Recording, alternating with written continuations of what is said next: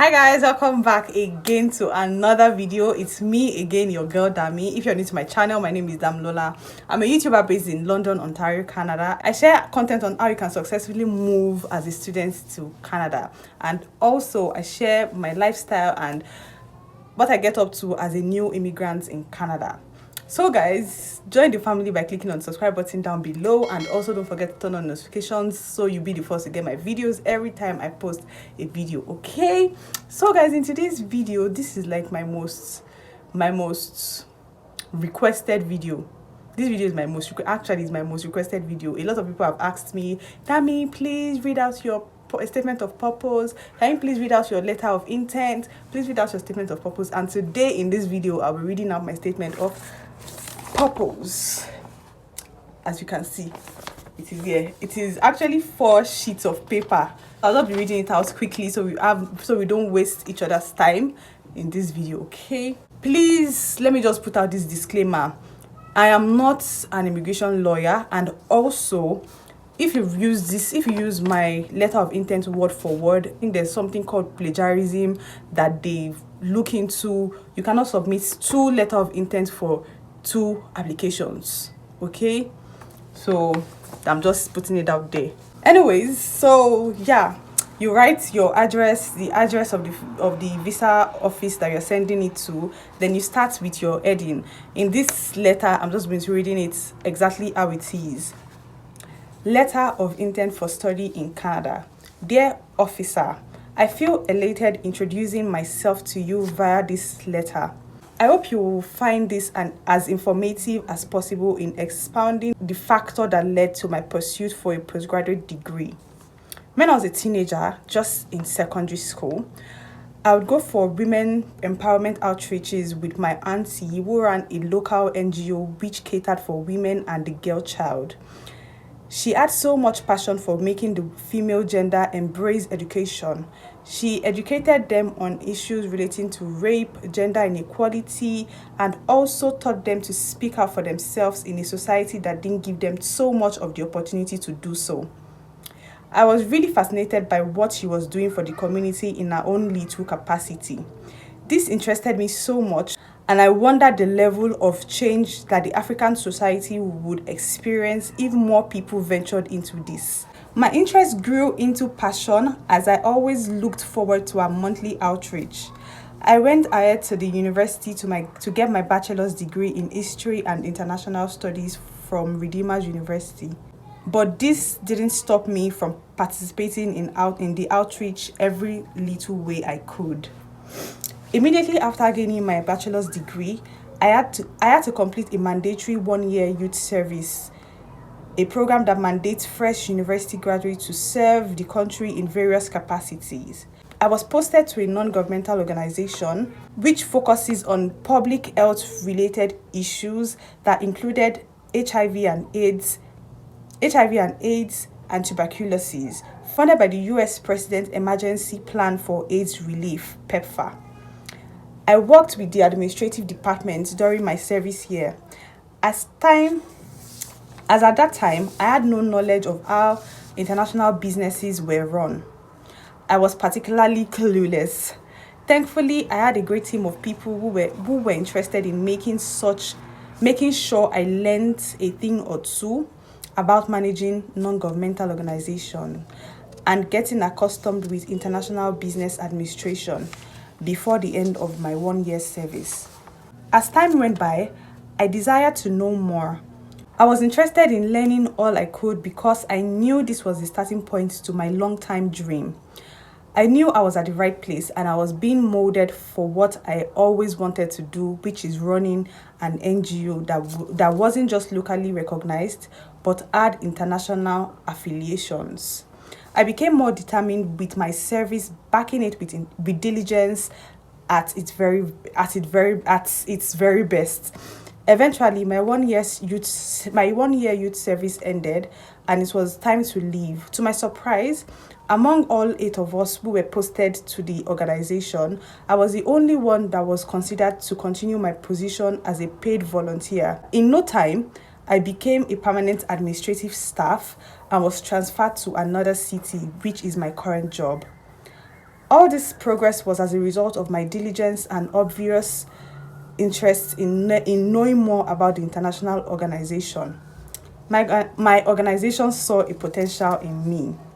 I'm very passionate about women, which with particular interests in issues relating to rape, sexual violence, and assault against young girls and women, among others. My passion majorly drives towards helping women understand how to protect themselves from sexual abuse and how they can get help if this happens. This passion also recently geared me to starting the Girlfriends Chat, an online forum where I and a few other ladies talk about several topics relating to women and their sexuality. Over the years, I have been able to learn a lot about this different administrative policy in international non-governmental organization. Hence, in order to add to the knowledge I acquired on the job, I decided to become certified in this field. I did my research and decided to further this desire with a postgraduate diploma in international business management. From my research, I realized that international business encompasses all business transactions between two or more parties from more than one country, of which I have been actively involved in at my present job. And seeing this, it occurred to me that if truly I wanted to make my dreams into reality, then I needed to be more intentional about my career and ambition.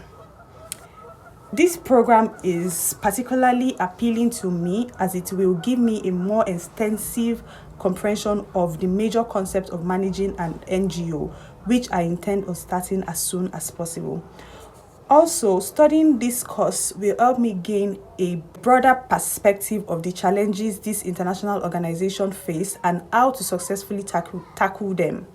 Considering my interest in gaining expertise in the desired structural component of international organizations, such as administration, ethics, human resources, grant management, and finance, this course will offer me the opportunity to study and touch on all these areas.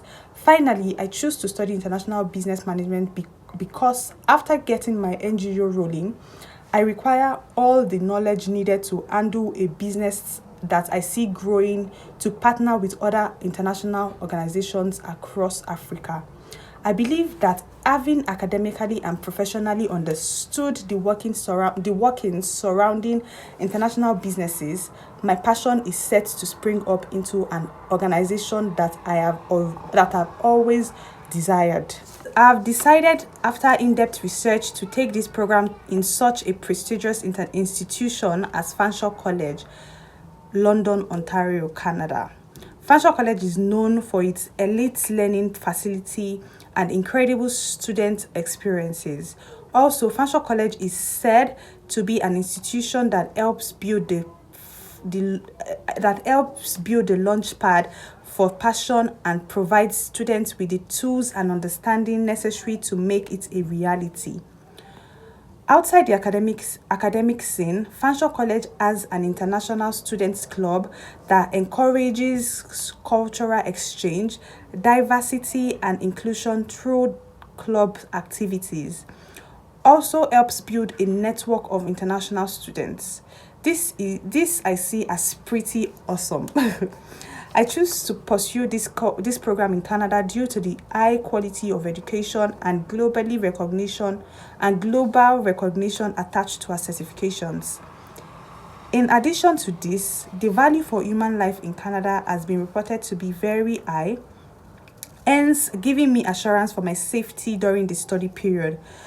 Having secured an unconditional offer of admission, I made a payment of the first installment of my tuition fee, which is a total of $8,012. Part of this fees was made from my personal savings acquired from working with my current employer. A receipt of this payment has been provided.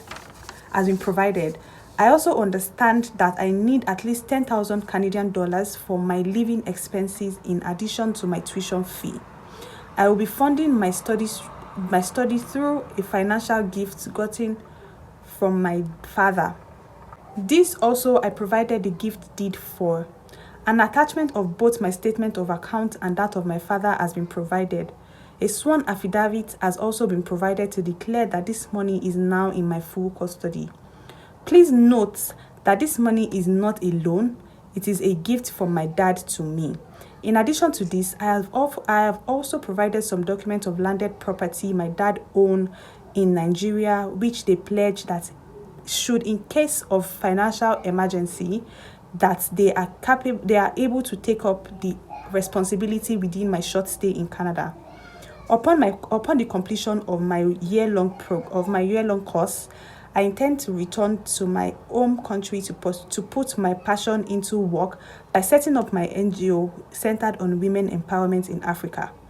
Having experienced my share of gender inequality and sexual harassment, I will begin this journey by empowering women that have lost their voice and purpose for the case of gender inequality, sexual harassment, genital mutilation, and poverty. Starting first with the communities in Nigeria, I will take this further to other communities within West Africa. African women need to come out of their shell, and I believe with baby steps we will get there. With the help of other like-minded individuals, I believe we would make a great team of people that will help fuel the vision of this soon-to-be bettered organization. I have attached a letter of recommendation from my current employer attesting to my diligence and conduct during my work period, also stating my roles and duties in the organization. Thank you for granting me your valuable time to go through my application. I optimistically await your response and looking forward to a remarkable year in Canada. Warmest regards. It's really getting dark and I just have to round this video up. Anyways, that was my letter of intent, and that letter took me almost 1 month to put together, putting thoughts together, giving it to people to read and help me work on it and all those stuff. You guys saw the letter was broken into bits. I opened the letter by introducing myself, my background, my school, where I did my undergraduate. Then I went further to explaining why I chose the course I chose. Then I went further to explaining why I chose the school I chose. Then I went further to explaining why I preferred Canada compared to other places, other countries. Then I explained to them that I don't have intention of staying in the country more than my 1 year stay, because I intend on starting my NGO, which was stated there. And also, I explained that I had already paid my tuition fee and I have my 10,000 Canadian dollars deposited already in my account from my dad and all those. Please ignore any noise. There are so many birds around this place.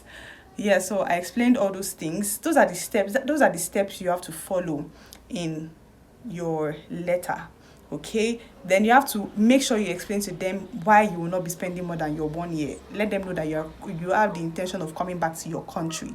Okay, so it's already really late, and I hope this video is as clear as I want it to be. Please pardon the way it looks. I'm very sorry. This is not how my videos always look. My videos look better than this, but it's getting really dark, and I just decided to do this video today because it was getting too long. It was long overdue. So anyways guys, I'll see you in my next video. Thanks guys for watching, and please like this video if you've not done that, subscribe if you've not subscribed, and I'll see you in my next video. Bye guys.